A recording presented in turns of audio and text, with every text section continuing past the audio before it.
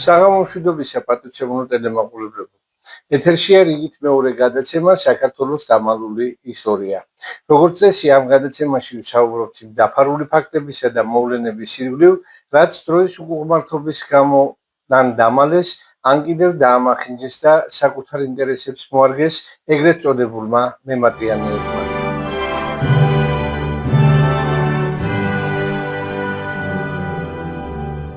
გადაცემის სტუმარი გახლავთ სოფლიოში მცხოვრებ იბერთა, კოლხთა, ანუ სრულიად ქართველთა ეროვნული მოძრაობა იბერიის თავმჯდომარე და დამფუძნებელი, ამავდროულად საქართველოს დემოკრატიული რესპუბლიკის 1921-34 წლების ემიგრაციული მთავრობის სამართალ მემკვიდრე, ემიგრაციული მთავრობის თავმჯდომარე ვლადიმერ ხმელიძე. ბატონი ვლადიმერი ჩვენ სტრასბურგიდან გვერდება და როგორც მაცნობებენ, ამჟამადაც ხაზზეა.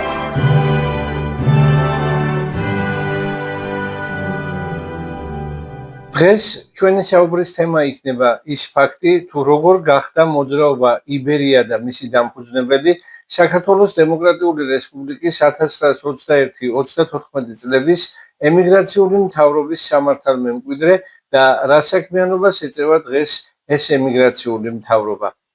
მოგესალმებით ბატონო ვლადიმერ, დიდი მადლობა ჩართვისთვის, იმისთვის რომ პირველი დაძახებისთანავე ხართ ჩვენთან ერთად. საღამომშვიდობისა ბატონო ჯემალ, მადლობთ მოწვევისთვის, მადლობელი ვარ ყველა ქართველისთვის, ვინც მოისმენს, ვინც მხარში დაგვიდგება და ვინც გაიგებს სწორად ჩემს დღევანდელ და ჩვენს დღევანდელ გადაცემას. ბატონო ვლადიმერ, საქართველოს დემოკრატიული რესპუბლიკის 1921-34 წლების ემიგრაციული მთავრობის სამართალ მემკვიდრე, ემიგრაციული მთავრობა არის თუ არა იგივე ნოე ჟორდანიას მთავრობის სამართალ მემკვიდრე და რა სამართლებრივი საფუძვლები გააჩნია ამ მემკვიდრეობას? უმნიშვნელოვანესი კითხვა, ჩემთვის ძალიან სასიამოვნო და მთლიანად ქართველი ერისთვის იქნება ეს ძალიან სასიამოვნო, რასაც მე ეხლა ვიტყვი, მაგრამ სანამ პასუხს დავიწყებ აი ამ კითხვაზე, მინდა რომ 1-2 წუთი გამიწვით და დავიწყებ ჩვენი ეროვნული ღირსების საკითხთან დაკავშირებით, რომელიც უმაღლეს დონეზე ქონდა იბერებს, კოლხებს, ანუ სრულიად ქართველებს აყვანილი. მაგრამ ბატონო ჯემალ,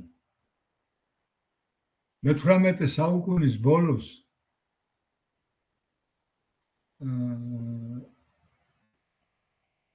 ისე დაიყვანეს,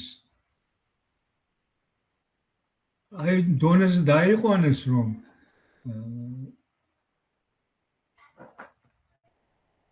თავის გამოყოფა იყო სირცხვილი. გაყიდეს ჩვენმა თავადაზნაურობამ მთელი აღმოსავლეთ საქართველო. თუ კი რამე მიწა იყო, თუ კი რაიმე მიწაზე განთავსებული შენობა ნაგებობა იყო, ყველაფერი კი არ გაყიდნენ, კაცო, გაყიდვა წააგეს. გაყიდვაში და წაგებაში ძალიან დიდი სხვაობაა. წააგეს კარტი, ნარდი და უბედურება და საშინელება და დილიდან იწყებდნენ ქეიფს, ფაიტონზე და ეგონათ რომ ეს მიწა წყალი და მასზე აგებული ყველა შენობა ნაგებობა იყო მათი. არ იყო ბატონო მაგათი. ვინ მისცა? ვინ? სალისმიერი მეთოდებით რომ დაითვისენ, წაართვენ ხალხს, დახოცენ ხალხი და მიითვისენ და მერე წამოკოტრიალებული იწვენ იმაზე, რა ქვია, ლოგინებზე და გრიალობდნენ სხვიში ნაშრომით. ხალხის იყო ყველაფერი ეს გლეხების და შემდეგ უკვე მუშების ამბავში წავიდა და მე კი არ ვებძვი არავის კაცო. მაგრამ უნდა იყოს ნორმა დაცული ადამიანური ღირსი, ხომ უნდა იყოს შენი ქვეყნის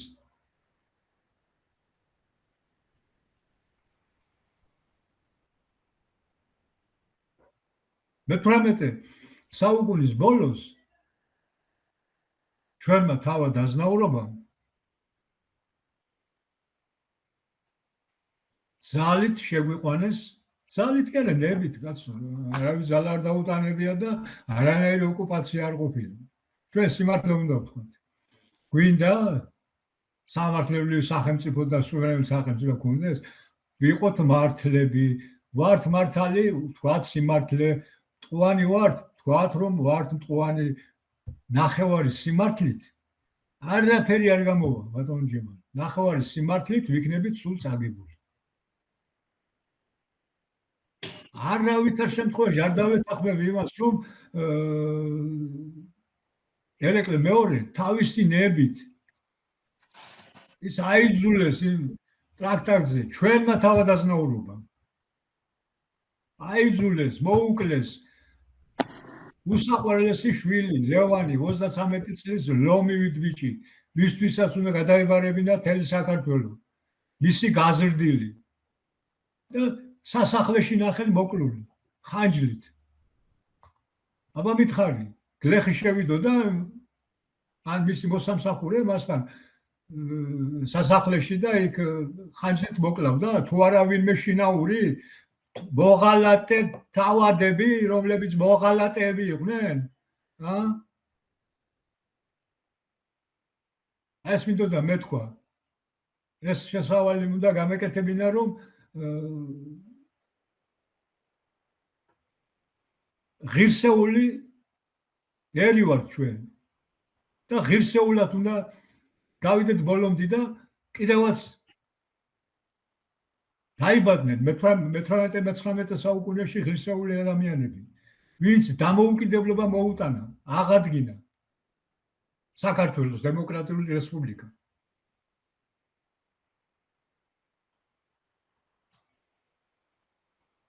აგერ არის, მე არ ვწერ. ჩემი დაწერილი არ არის. ვახტანგ გურული. შემდეგ კი ვერ წავიდა ისე როგორც მიდიოდა, მაგრამ აი 1999 წელს გამოუშვა წიგნი.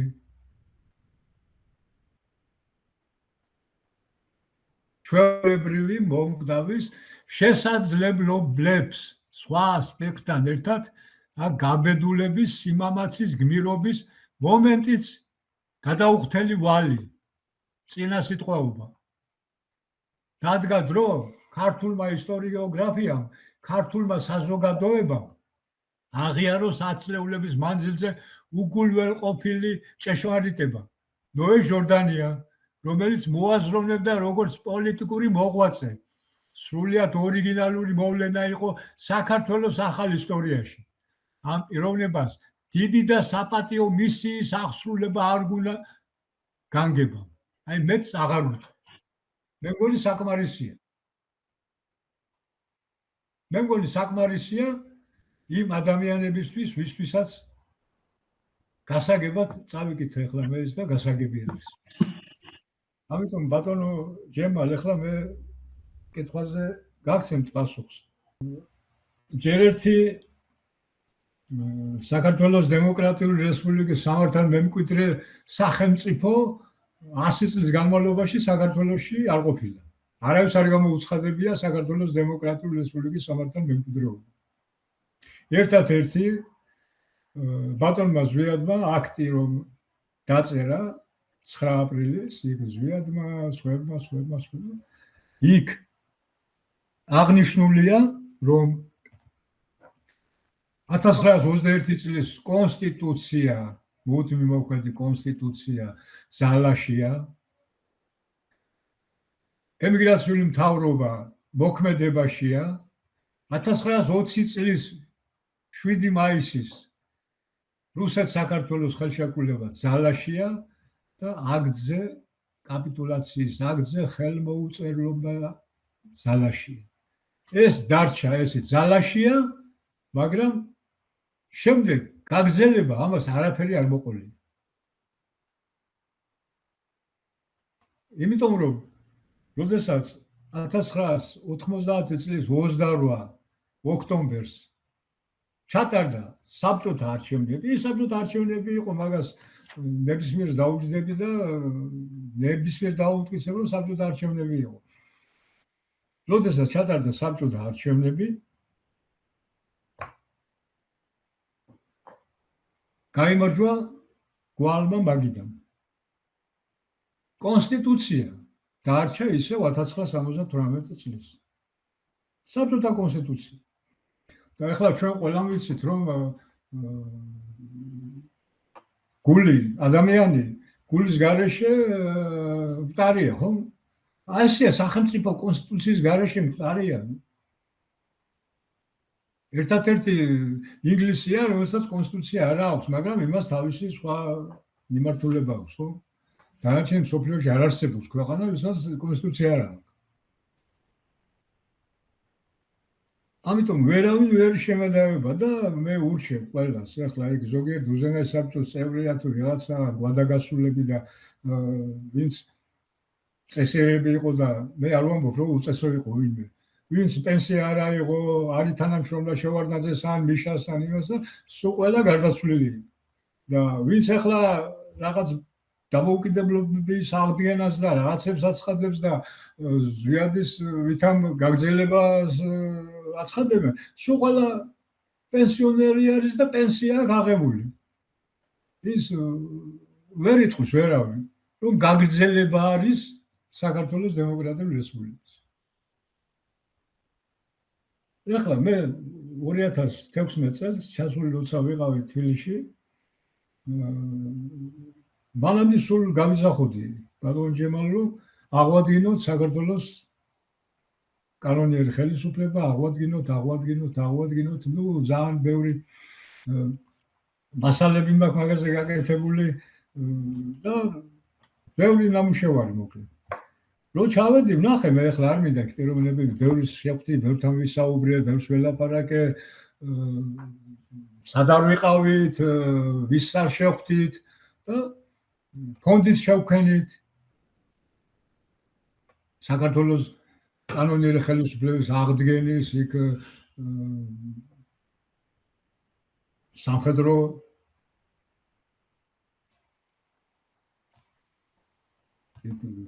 მასაც შევხვდი რა ქვია ქობალიასაც, ვახტანგ ქობალიასაც და ყველას რა თითქმის რა. და ფაქტიურად იქნება რომ ჩამოვედი 2016 წლის სექტემბრის თვეში გავაგრძელე ისევ კანონიერი ხელისუფლების აღდგენასთან დაკავშირებით შრომა და ბრძოლა და ფონდი და იქ მოუწოდებდი ხალხს რომ ჩაერიცათ გარკვეული თანხა, ვისაც რა შეეძლო, რომ აი ფონდს ემუშავა, რომ საქართველოს კანონიერი ხელისუფლებას ჰქონებოდა უძლეობის საშუალება. მაგრამ ერთ მშვენიერ დღეს აღმოჩნდა, რომ თან ვიცოდი, ასეთი ის ქონდა, რა ქვია, წინაგრძნობა და თან ვამბობდი, რომ საქართველოს დემოკრატიული რესპუბლიკის სამართალი მემკვიდრეა, აი ტავაკლარჯეთი, ჰერეთი, დვალეთი, ლორეტაშირი, ეს ყველა ეს ტერიტორიები არის ჩვენი საქართველოს რესპუბლიკის და გამოდიოდი პირდაპირ Facebook-ში უამრავი მასალები მაქვს მაგაზე და ვერავინ ვერ მეუნებოდა სიმართლეს და ბოლოს გავარკვიე ეს რომ ეს თუნდაც ყოველყოფილა რომ ჩვენ არ ყოფილვართ საქართველოს დემოკრატიული რესპუბლიკის სამართალი მემკვიდრე საქართველოს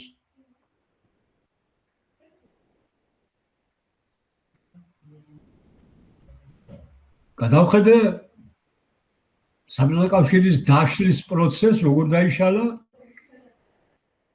და საშინელი აღიარება იქ გაეროს საბუთებს გადავხედე მთლიანად გაეროში როგორ შეიყვანეს საქართველო ის ორიგინალი მაქვს ორიგინალის ასლი ახლა ორიგინალს იქ მიმომცემდა და ორიგინალის ასლი მაქვს აგერ ყველაფერი.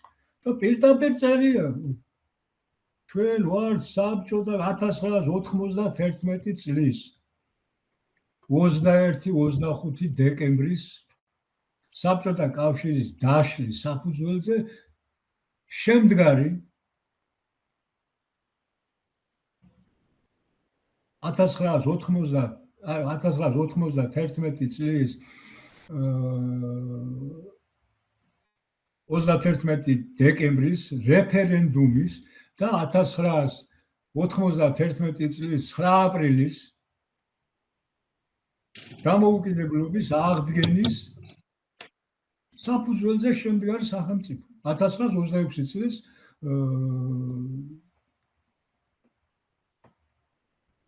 26 მაისის აქტის საფუძველზე.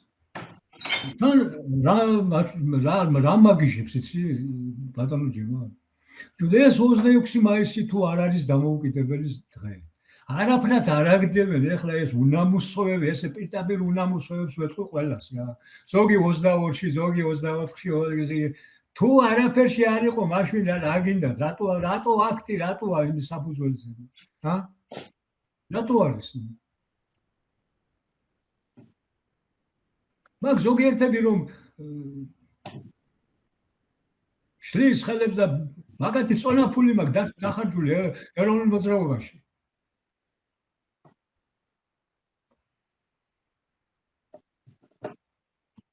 დაკარგული გვაქვს ბატონო ჯემალ.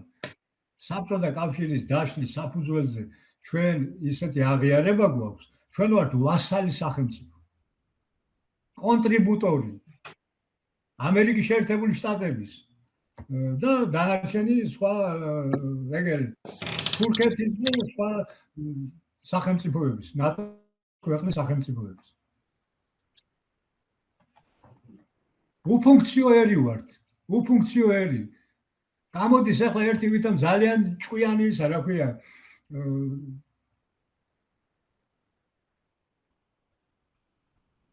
სპეციალისტი, ეკონომისტი და შლის აქ ხელებს და რატომ იმას არ აშენებს ბიზინა, იმას რა ქვია, ქარხნებს და როგორ აშენებს ბიზინა ქარხნებს.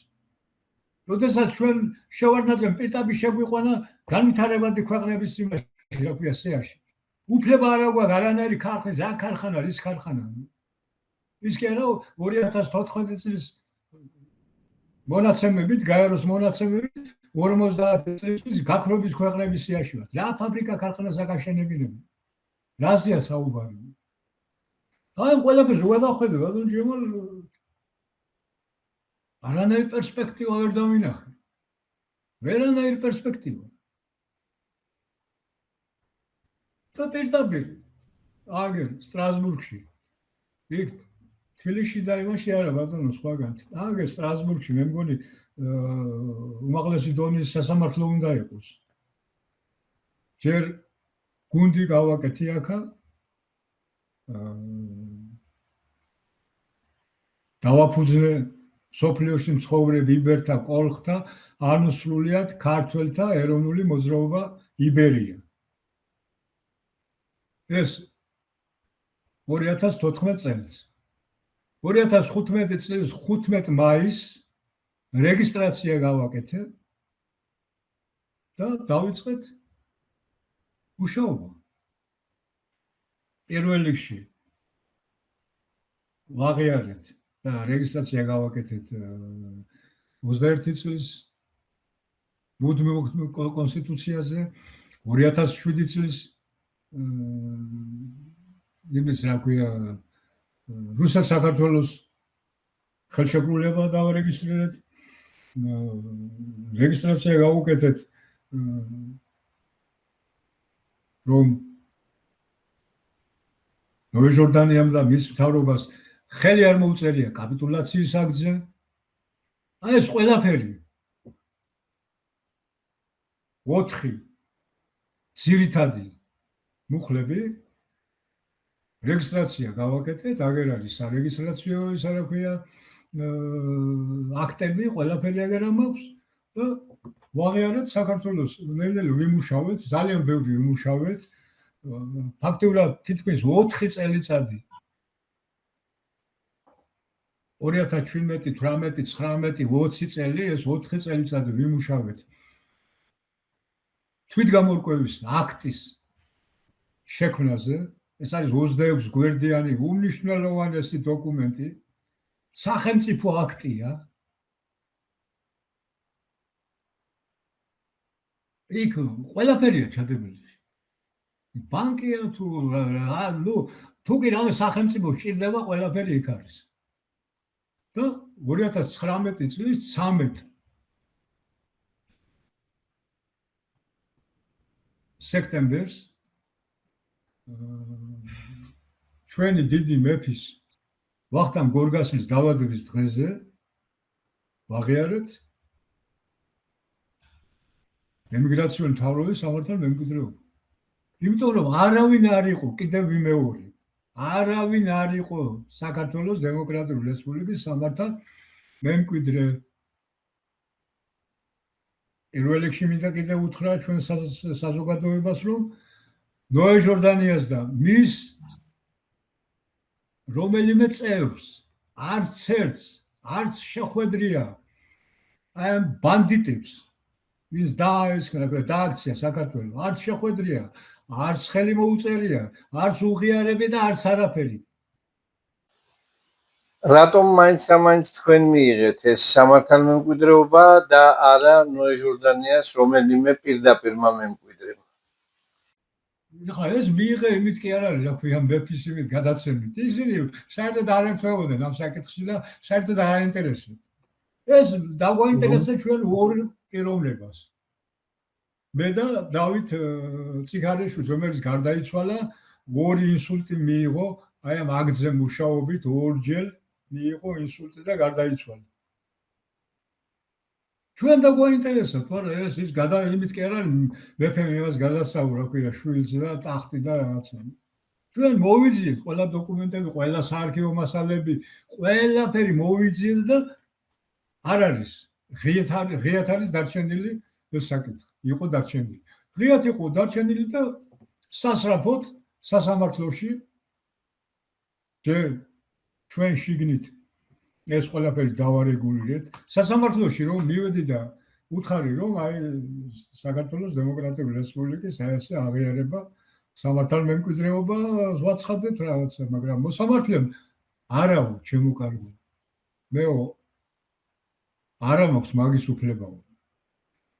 არა ვარ მაგის უფლება მოსილი რომ ახლა საქართველოს კი ბატონო თქვენ როგორ საამბობთ თქვენი საქართველოს ვერ არის იმ დონეზე როგორც საჭიროა სუვერენული და სამართლებრივი, ჩვენ მაგის გაუქმების უფლება არ გვაქვს და თქვენი აღიარების, მაგრამ თქვენ შიგნით რაც გინდათ შიდა პროცესები თქვენ დამფუძნებლებმა, თქვენმა საბჭომ მიიღეთ გადაწყვეტილება ბატონო და აღიარეთ.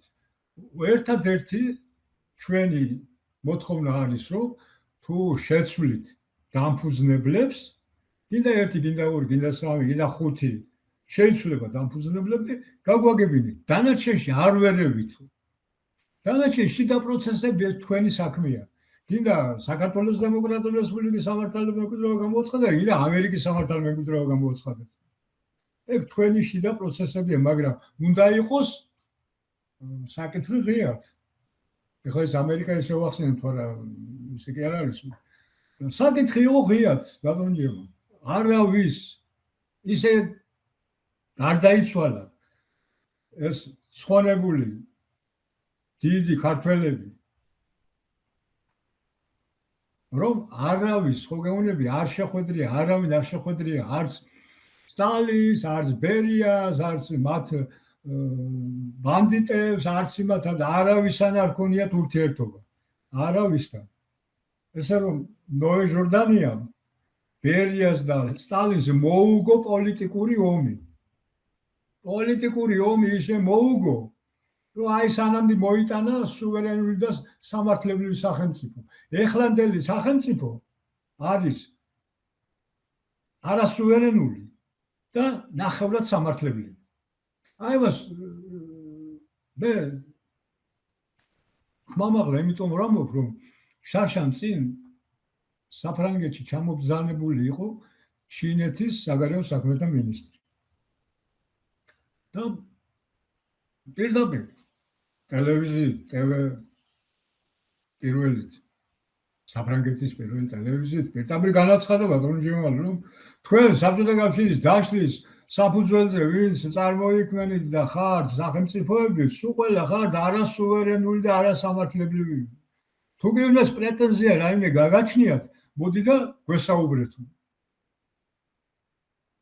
ჩვენს გარდა არავის პასუხი არ გაუჩნია. და ჩვენ ვცემთ ყველაფერზე პასუხს. უამრავ 1-200-300 წერილი და განცხადება და მიმართვა და რა ვიცი რაებია, რომ დავით გარეჯე ვინმე აქვს ამოღებული ჩვენ 5 წლის უკან რომ ვებრძოდით მაგათიმათ რა ქვია და ირანის შახი რო გამოვიდა და ჩვენია თელეის აღმოსავლეთის და საქართველოს ვინმე გასცა პასუხი ჩვენს გარდა? არავის არ გაუცია ბატონო ჯემო. ვინმე გასცა პასუხი ერდოღანს? აგერ ამას წერილები სულ იქ რო გამოდის და სიმღერით რო ამბობს რომ ჯავახეთზე ამეთქა სამცხე და ის ჩემია სულ ყველაფერიო და თუ კი ვინმე თურქი მესხების თემას თურქი მესხების თემას კი არა ტერიტორია ეს მერე იყო თურქი მესხების თურქ მესხებამდის სიმღერით რომ მისამღერი გააკეთა რომ მიუმღერა რომ აი ჩვენი არის ეს ტერიტორია და ეს 1000 კაცი ყავდა თავისი ელიტა რო ეძახის ესენი ვაჟბატონები დარბაში დამოყრილი და დაპირება მისცა თქვენი განცხადებით ბატონო ვლადიმერ გამოდის რომ საქართველოს ამჟამად ორი ხელისუფლება ხავს ანუ ერთი დე ფაქტო ანუ მოქმედი ივანიშვილის მთავრობა და მეორე თქვენი ანუ დე იურე დე იურე ვარ ჩვენ დე იურე არის არავის არ მოუხსნია და ვერც მოუხსნი და ვერც გააუქმებს იმ კონსტიტუციას და ვერც ვერ შეეხება ვერავინ იმოდენა დოკუმენტები გვაქვს ჯერ ერთი უნამუსო უნდა იყო ქართველი კაცი რომ იტყვი რომ ნოე ჟორდანიამ გაიტაცა განძი და გაყიდა და იქეიფობდა და არ უნდა აი კინო რო გადაიღო კიდე იქ ნამუსი არ უნდა კონდეს ამ ხალხს იმდენი მასალები მაქვს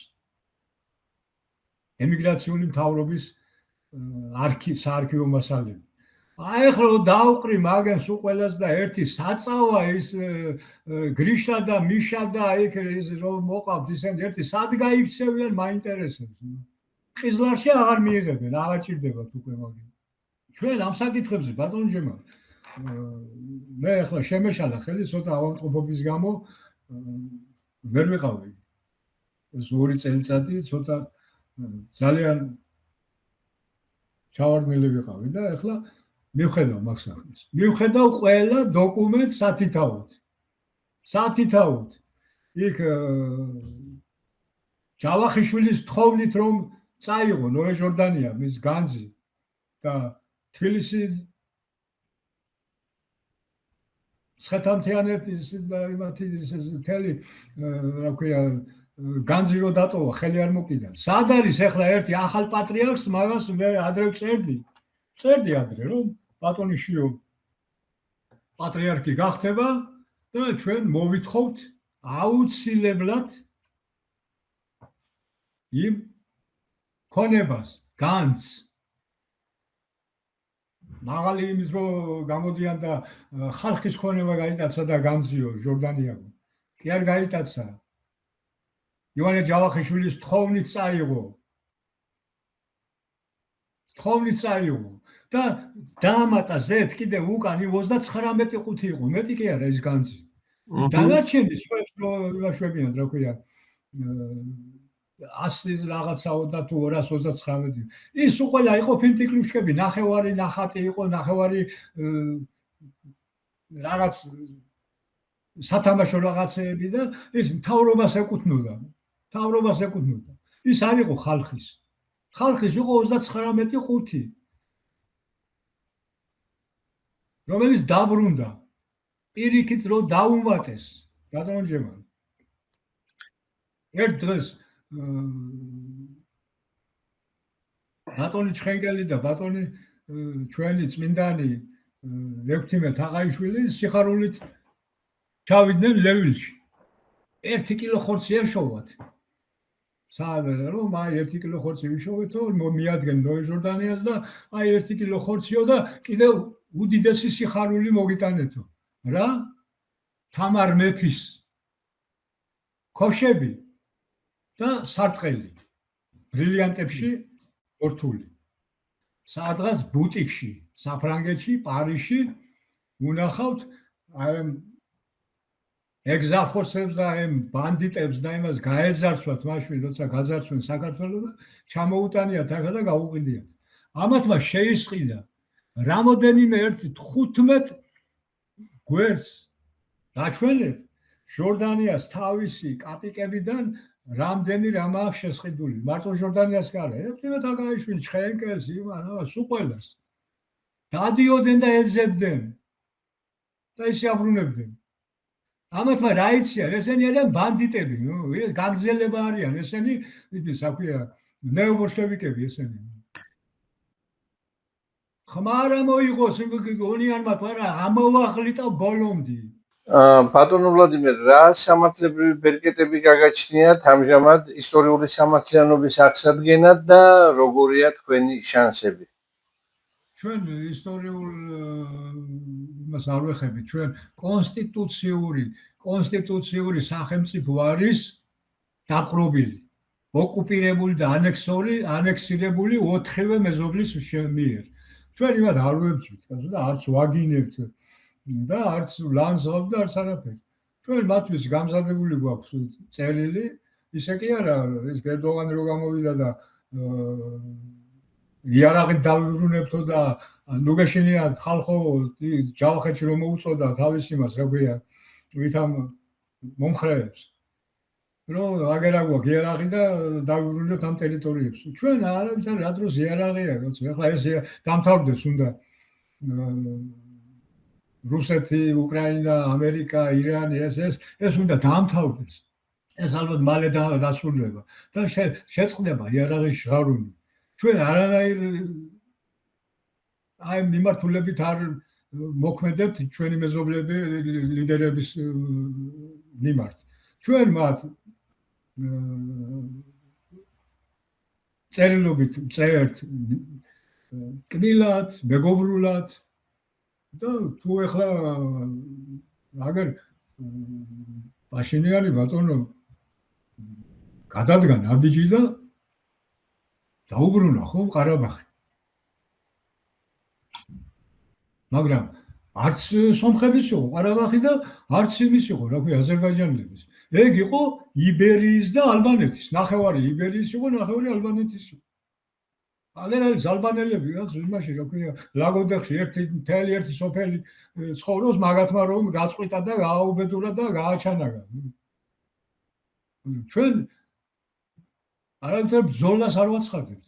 აგერ არის მთელი ისა, რა ქვია, გარდაბანი, დმანისი, მარნეული, ისა სავსე აზერბაიჯანელები. ხო არ ვებძვით, არა?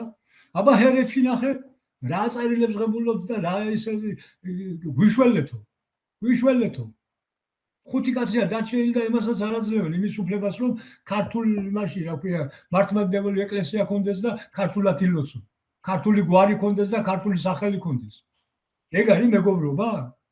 როგორი რა მეგობრობაა ეს მითხარი ერთი? ალიევ რომელ მეგობრობაზე გველაპარაკება?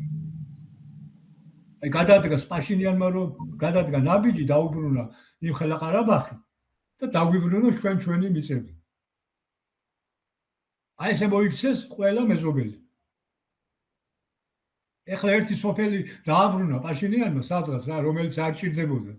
და არის აი სოფელი დაგვიბრუნა. სოფელი კი არა, აგერ იმას ვიძიებთ ეხლა ჰუჯაბის სამონასტრო კომპლექსი 2018 წელს ზვრის შევარჩერეთ. რომ არ მოხარიყო იქ დემარკაცია, დემილიტაცია, რომ წაეღო იმას, რა ქვია, სომხებს. თავისი 6 კილომეტრით. ნუ მიიყვანებენ იქამდე საქმეს, რომ ჰააგის სასამართლოში